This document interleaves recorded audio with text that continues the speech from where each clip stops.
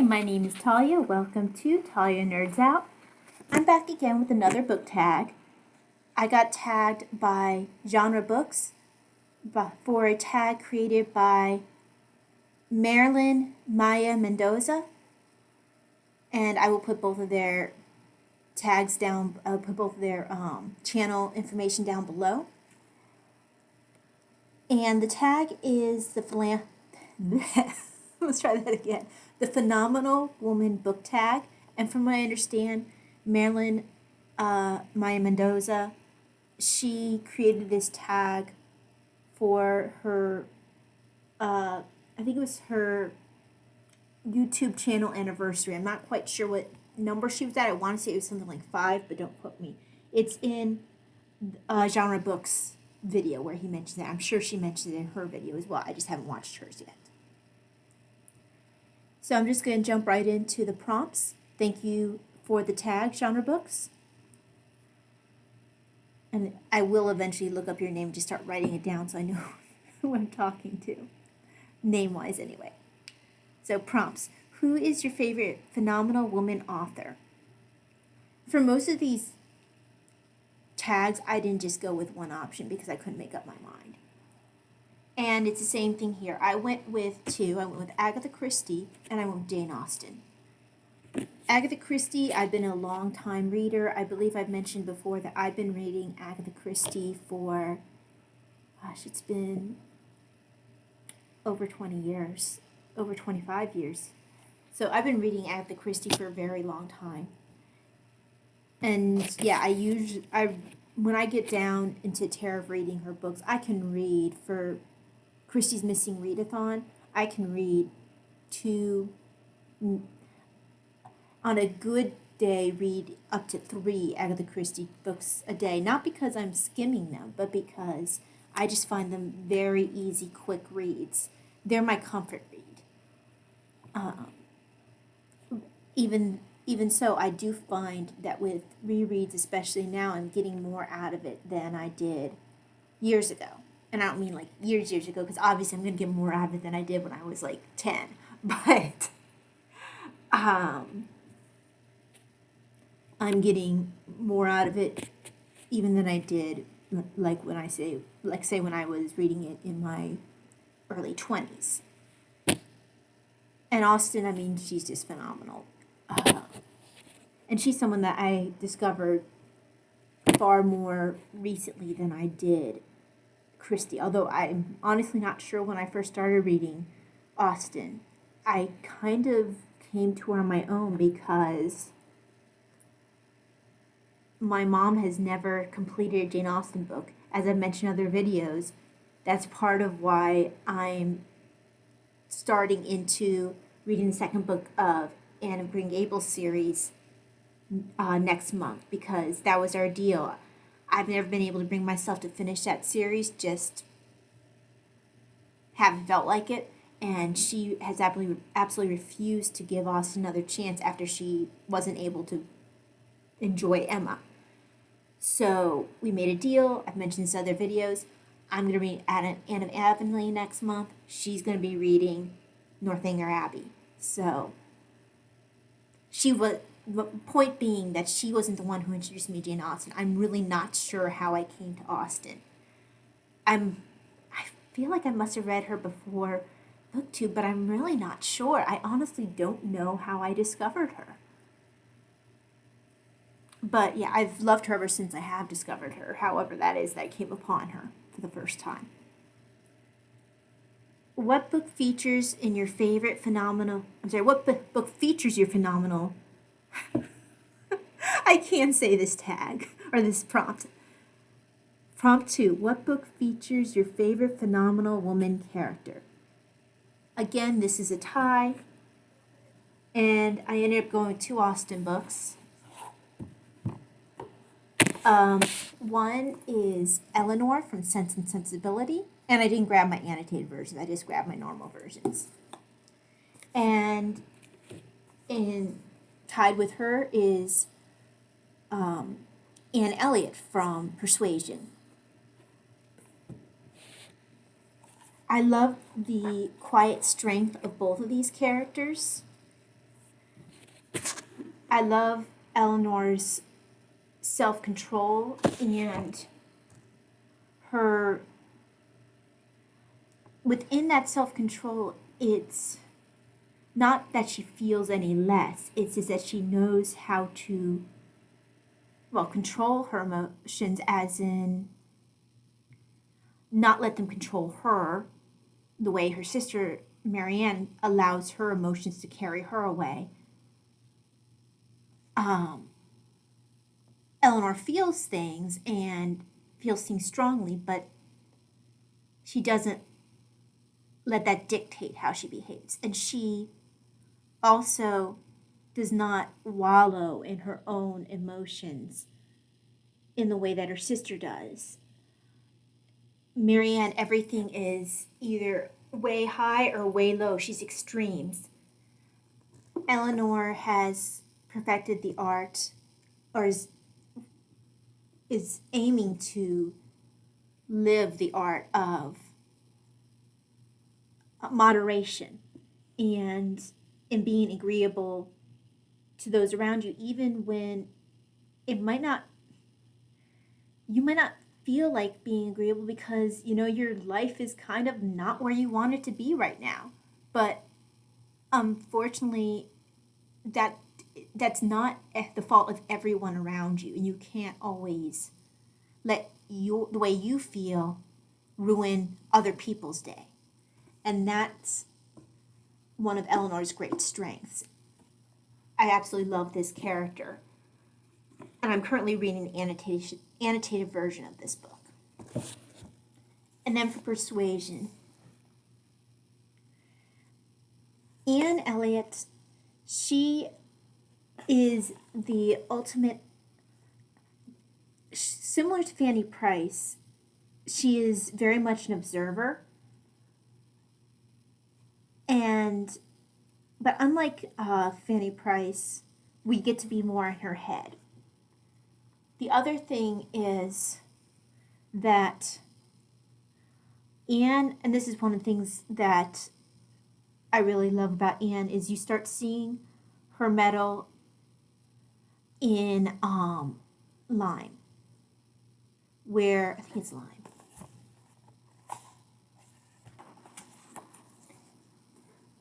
So,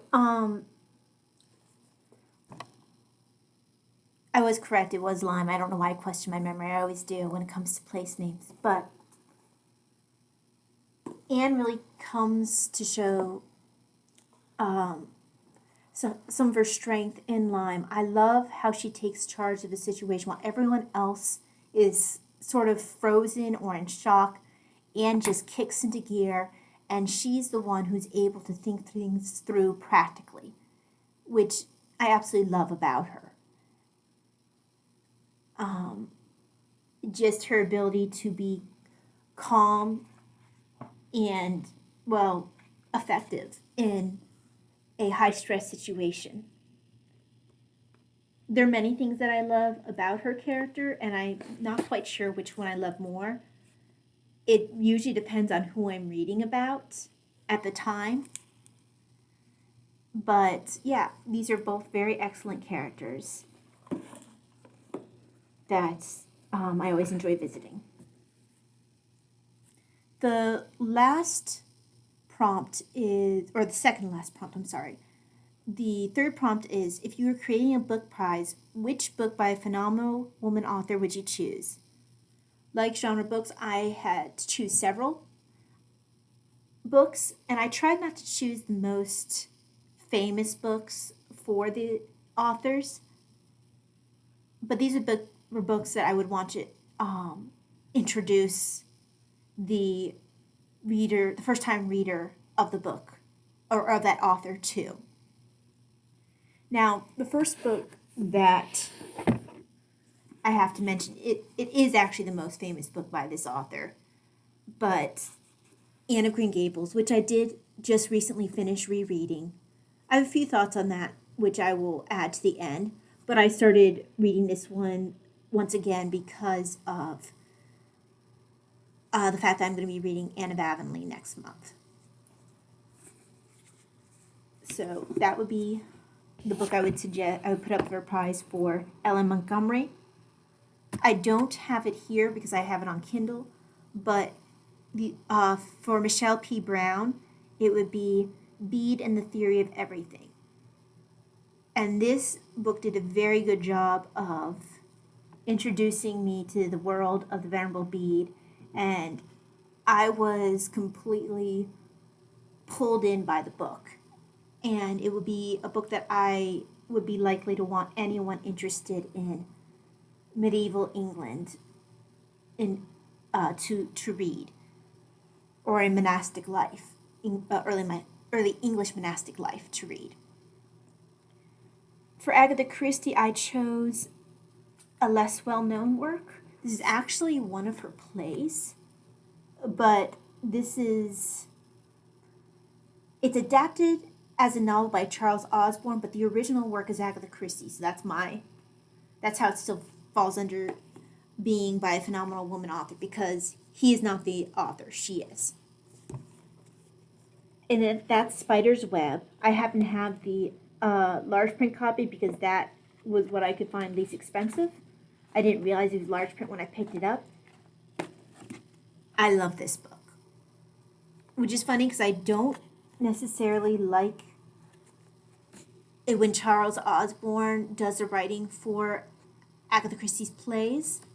Now, I've come to realize I think it's because I don't like him writing Poirot. I haven't yet finished Black Coffee because it just didn't feel quite like Poirot. Even though it was Christie's work, it didn't feel like Poirot quite the same way her stories do, her books do. But I might have to give Black Coffee another chance. But yeah, I love the characters in this. And this isn't one of her better known works because it is a play, or was originally a play. Then I would have Gillian Bradshaw's Wolf Hunt. This is another book I've mentioned several times in different book tags. Another medieval, she calls it a Crusade era book, but it's got fantasy elements to it.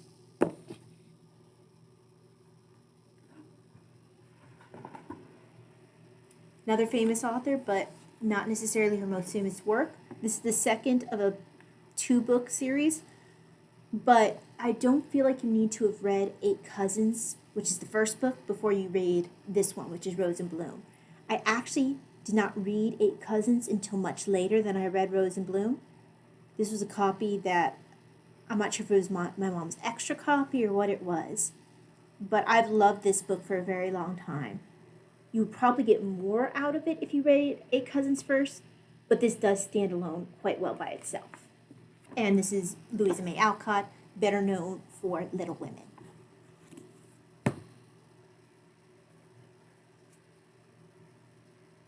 Oh, I don't have it with me, but for Jane Austen, I have Lady Susan, which is a novella. It's an epistolary novella, and I love it. Lady Susan is she's deliciously awful.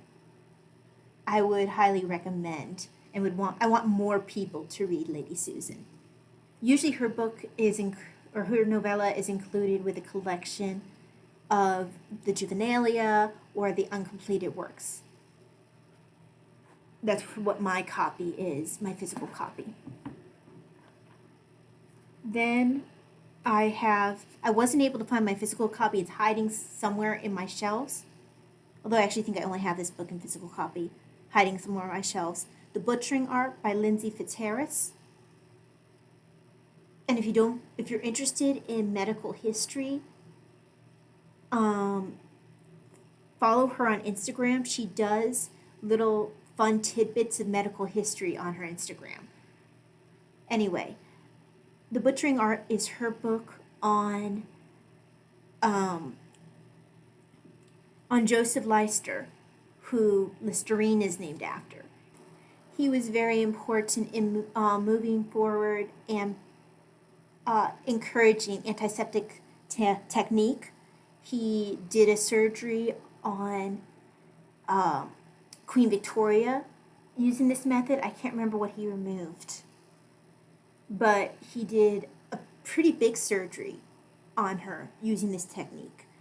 And he worked, like, he used Pasteur's work to further his own. So, like, he took Pasteur's work seriously when other people weren't necessarily doing so. Pasteur thought quite highly of Leicester.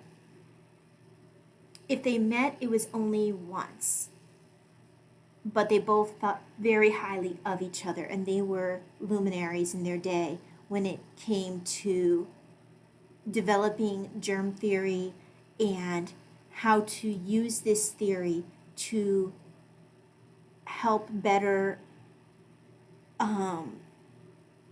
fight disease, and in Leicester's case, particularly a focus on disease post-surgery, so sepsis a lot of times. I wish I had that book here, but I can't figure out where I put it in my shelves, which is a shame because that is a future reread for me because I absolutely loved that book. It was a book that I read last year. She also wrote a book called The Facemaker, and I intend to read that sometime next year, or maybe even this year. Another book, which I was able to find, it was another read that I really enjoyed last year. This is by Molly Guptill Manning. And this is When Books Went to War. And this is about how everyone kind of worked together to send these little paperbacks, these GI books, to go with the soldiers in war. So there are actually pictures in this book of soldiers reading in foxholes. They would share books with each other. One guy tore his book apart because he was still reading the end. He handed the other guy the first part. He's like, hey, when you're done, I'll give you my part because I'll be done with my part. Just all sorts of cool stories in this book. She has another book about books during World War II as well that I intend to read either this year or next. And I can't remember what that one is. But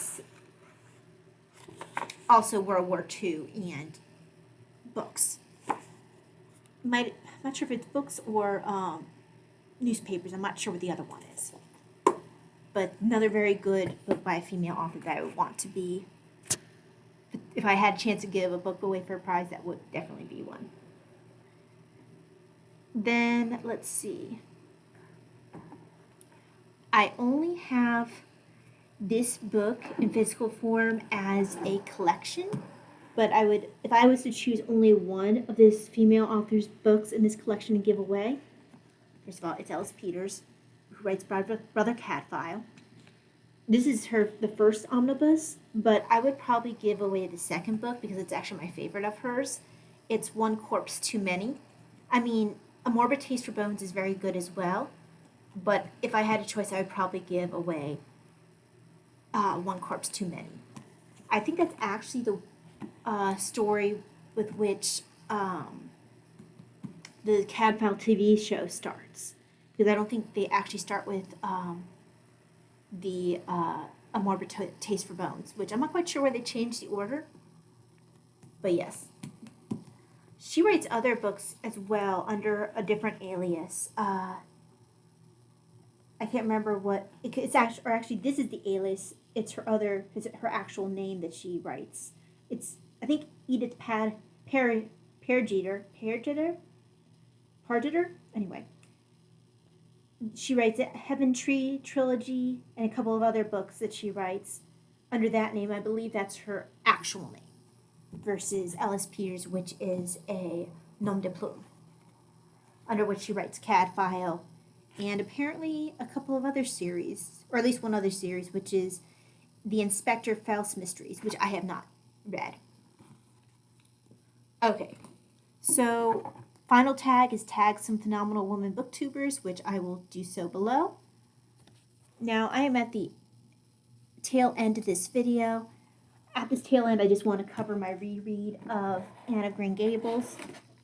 I did write some notes. Whoopsie. just want to make it so these books don't fall. I did write some notes in the journal that came with this box set, but most of them are like quotes I particularly like, or just random thoughts. The past few times I've read this, even though I've read this book so many times, I cry towards the end, and if you know, you know, about what happens towards the end with Matthew. I think that's about all I want to give away. But I cry every single time. Very good book. Still an awesome read, no matter how many times I read. I don't know why I have had such a mental block for reading Anne of Avonlea, and I'm glad that my book challenge with my mom for her reading Northanger Abbey will be what I need to kickstart me into reading Anne of Avonlea. The one thing that I noted while reading this, though, was that I know some similarities between her and Amy March. Just small things, surface level things. I mean, Amy March doesn't have the imagination that Anne of Green Gables does. But there were small things, just some of the vanity, even something as small as they both had like this focus on how pretty their nose was.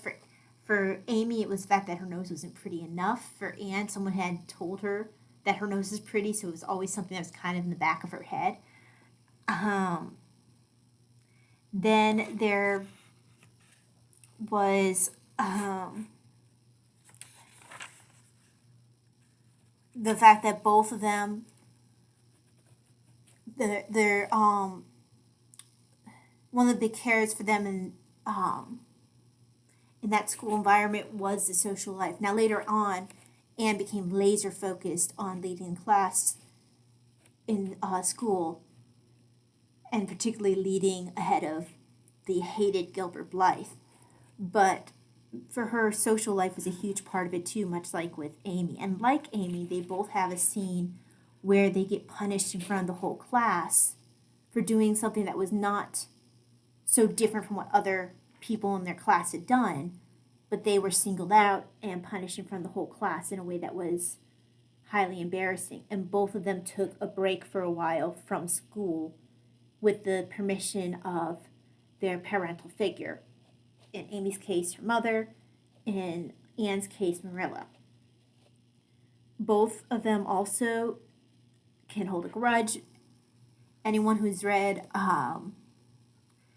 Little Women can think of the destruction Amy wrought to Jo's precious book.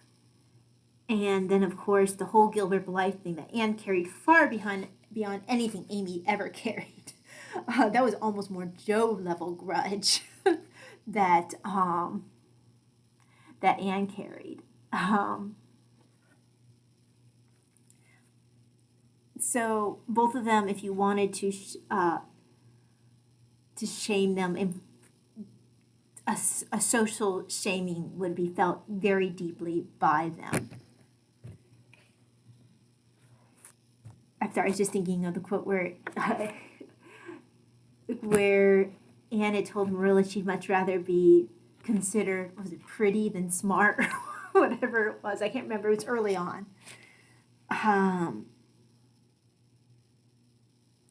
So while they have definite differences, and they grew, to be quite different personality-wise. One biggest difference is being Anne's imagination, but they had enough aspects that were similar that made me sit there going, they actually have like some surface level things, mostly in the area of vanity, that were similar. And then the whole embarrassment in front of the school thing, that really was what first struck me as a similarity.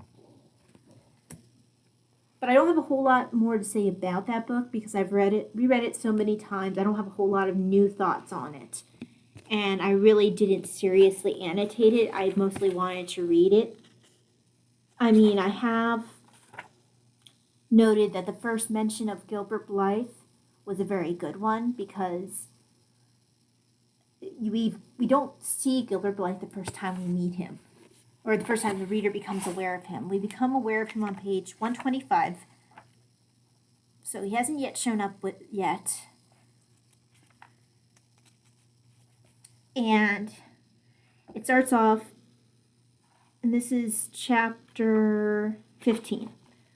And Diana says, I guess that Gilbert Blythe will be in school today. He's been visiting his cousins over in New Brunswick all summer, and he only came home Saturday night. He's awfully handsome, Anne. And he teases the girls something terrible. He just torments our lives out.